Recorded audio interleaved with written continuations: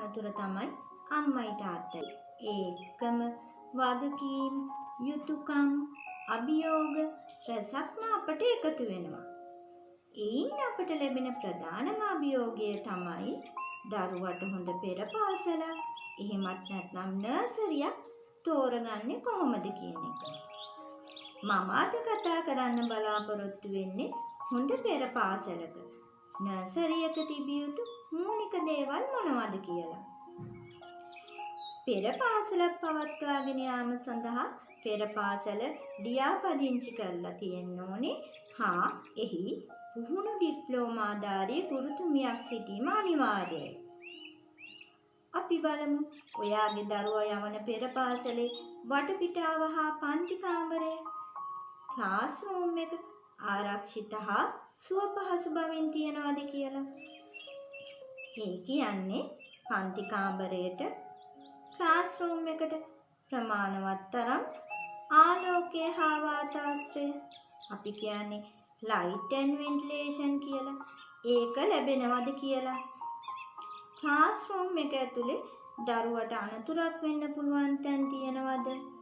අවශ්‍ය තරම් ඉඩකඩ, දරුවන්ට අවශ්‍ය ක්‍රියාකාරකම්, එහෙම නැත්නම් ඇක්ටිවිටි කිරීමට පහසුකම් තියනවද? ක්ලාස් රූම් එක ඉතා පිරිසිදු පිළිවෙලකට සකස් කරලා තියනවද කියලා. අපි ඊළඟට බලන්න ඕනේ ප්ලේග්‍රවුන්ඩ් එක ගැන. නර්සරි බබෙක් කියන්නේ හැම වෙලාවෙම සෙල්ලම් කරන්න ප්ලේ ඒරියා එකකට යන්න බලන් ඉන්න කෙනෙක්නේ. මොකද සමහර නර්සරි වල තියෙන ඔන්චිල්ලාව, සීසෝව වගේ දරුවන්ට සෙල්ලම් කරන්න හදලා තියෙන උපකරණ පරණ වෙලා හරියට නඩත්තු නොකර තියෙන ඒවා වෙන්න පුළුවන්. ඔයාලා දෙමාපියන් විදිහට බලන්න ඕනේ මේ ප්ලේ ඒරියා එක දරුවන්ට පාවිච්චි කරන්න පුළුවන් තත්ත්වයේ තියෙන ස්ථානයක්ද කියලා. ඊළඟට බලන්න ඕනේ නර්සරියාවට වටපිටාව. අනාරක්ෂිත ළිඳක්, එහෙමත් නැත්නම් වලවල්, අනතුරුදායක ලෙස තියෙන සිමින්ති බැමි වගේ දරුවට අනතුරක් සිදු වෙන්න පුළුවන් තැන් තියනවද කියලා. තවත් දෙයක් තමයි එන්ට්‍රන්ස් එක, ඇතුල් වෙන ස්ථානය. ගේට්ටුවක් තියනවද? ඒක ආරක්ෂිතවද දාලා තියෙන්නේ? එහෙම නැත්නම් ඒ වෙනුවෙන් යොදවපු සිකියුරිටි අංකල් කෙනෙක් හරි ආන්ටි කෙනෙක් හරි ඉන්නවද කියලා. මොකද පුංචි දරුවෝ ශනිකව තින්න ගන්නවා. සමහර අවස්ථා තියෙනවා ටීචර් වෙනත් වැඩක ඉදිලා ඉන්න අතරේ බබා එළියට එන්න පුළුවන්. ඇවිත් බලන්න පුළුවන් එයාගේ අම්මා හරි තාත්තා හරි ගේට් එක ගාව ඉන්නවද කියලා. සමහර වෙලාවට අම්මලා කියනවනේ බබා අපි ඔයා එනකම් ගේට් එක ගාව ඉන්නවා කියලා.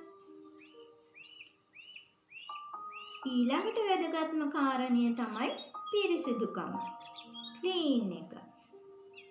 ඔයාලා නර්සරි එක බලන්න යන පළවෙනි දවසේම බලන්න එතන මගේ දරුවට යන්න සුදුසු ඉතා පිරිසිදු ක්ලීන් කරපු වොෂ්රූම් එකක්ද තියෙන්නේ කියලා. වොෂ්රූම් එකට යන්න හදලා තියෙන පාත් එක, පාර දරුවට පහසුවෙන් ගමන් කරන්න පුළුවන්ද කියලා. මොකද සමහර නර්සරි වල වොෂ්රූම් එක තියෙන්නේ ක්ලාස් රූම් එකට වඩා ටිකක් ඈතින්. ඉතින් අපි බලන්න ඕනේ වැස්ස දවසට බබාලට ඒක පාවිච්චි කරන්න එයාලා හදලා තියෙන ක්‍රමවේදය මොකක්ද කියලා. ඒ වෙනුවෙන් ආන්ටි කෙනෙක් වෙන් කරලා ඉන්නවද?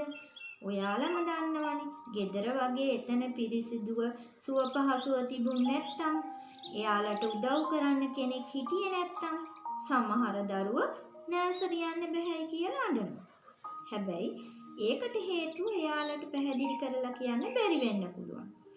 ඔයාලා හිතන්නේ අම්මේ බබාට අද නර්සරි යන්න බෑ එහෙම කියලා අඬනකොට එක්ක ටීචර් බබාට සැර කරලා, එහෙම නැත්නම් බබා තවත් බබෙක් එක්ක ප්‍රශ්නයක් ඇති කරගෙන කියලා. මොකද දරුවට එකපාරට මෙයාගේ වැඩ තනියම කරගන්න අමාරුයිනේ. එයාට මේක තනියම කරගන්න බැරි වුණාමත් නර්සරි යන්න බැහැ කියන්න පුළුවන්.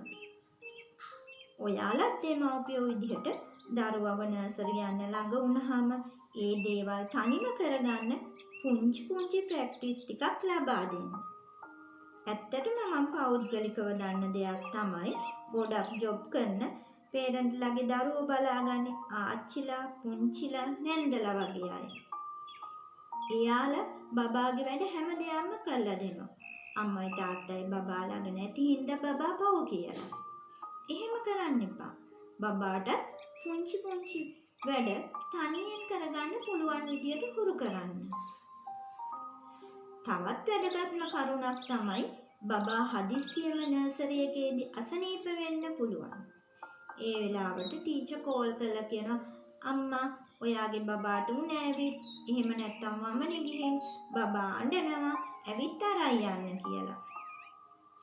එහෙම අවස්ථාවක දරුවට ඔයා ඇවිත් අරගෙන යනකම්ම පහසුවෙන් ඉන්න පුළුවන් විදිහට පුංචි බෙඩ් එකක්, පිලෝ එකක් එක්ක බෙඩ් කවර් එකක් දාලා පිරිසිදුවට තියෙන ස්ථානයක් වෙන වශයෙන් තියනවද කියලා. ඔයාගේ දරුවා නිවසේ පරිසරයෙන් මිදිලා පැය කිහිපයක් හරි ගත කරන ස්ථානය ආරක්ෂිත, පිරිසිදු, පිළිවෙලක් සහිතව වැඩ කටයුතු කරන ස්ථානයක් විය යුතුමයි. ඉතින් ආදරණීය අම්මේ තාත්තේ ඊළඟ වීඩියෝ එකෙන් අපි බලමු නර්සරියක් තෝරගත්තට පස්සේ ඔයාලගේ අතට ලැබෙන ස්ටේෂනරිස් ලිස්ට් එක එහෙම නැත්නම් බුක් ලිස්ට් එක ගැන.